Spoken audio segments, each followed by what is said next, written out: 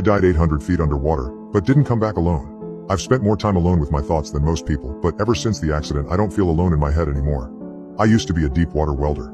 My usual assignments were between 500 and 800 feet below the surface of the ocean. Darkness and the deep never bothered me. That changed the last time I was on the ship. It was a routine job. We were pressurizing in the bell before our dive. There were 5 of us, all attached to the diving bell by an umbilical. Our lifeline. It pumped warm water into our suits, supplied electricity for our headlamps, fed oxygen into our helmets, and powered our welding equipment. We'd been on the job for 2 weeks at this point. I was in the middle of cleaning a section of pipe when a voice crackled through my headset, "Urgent, get back to the bell, now." Then the ground disappeared beneath me. Nothing but deep, dark blue. Something yanked me, hard. I wasn't swimming. I wasn't falling. I was being dragged. Water rushed past me like a silent scream, pressure tightening around my skull. My stomach lurched. My head spun. And then, bam! I hit something solid. One of the subsea structures. Pain exploded through my shoulder. My arm. Something had my arm. The pressure built impossibly fast.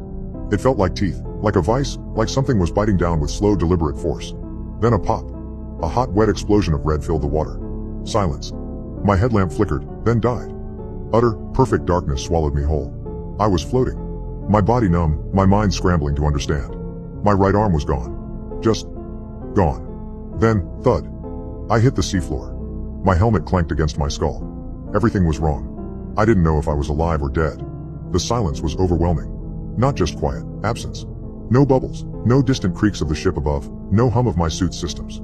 It was like the ocean had stopped existing. And the cold, God, the cold. It wasn't just seeping into my bones. It was pulling at me, like fingers pressing into my skin, searching for a way in. I had maybe 5 minutes. Maybe less. I reached for my umbilical cord, fingers numb, movement sluggish. I had to tie myself off. If I floated away, they'd never find me. That's when I felt it. Something brushed against me. Not the current. Not debris. Something else. My body locked up. It was behind me. Close. Watching. The pressure in my ears changed, like something enormous had entered the water. The darkness wasn't empty anymore. It was full. Then a voice. "Let's make a deal." The words weren't spoken. They were inside my skull, crawling like insects through my thoughts. I couldn't breathe. There was no oxygen left. My vision tunneled. My heartbeat was slowing. I was already dead. So I said, "Okay." And then? Nothing. I woke up in the diving bell, gasping. The others were around me, shouting. Someone grabbed my shoulders. My suit was soaked in seawater, my helmet askew. The oxygen mask pressed against my face, forcing air into my lungs. My arm. My right arm. It was there. No pain. No scar. No sign that it had ever been missing. But it felt wrong. Like it didn't belong to me. Like something was inside it. I caught my reflection in my helmet's visor. For just a second, my lips moved. But I didn't make a sound.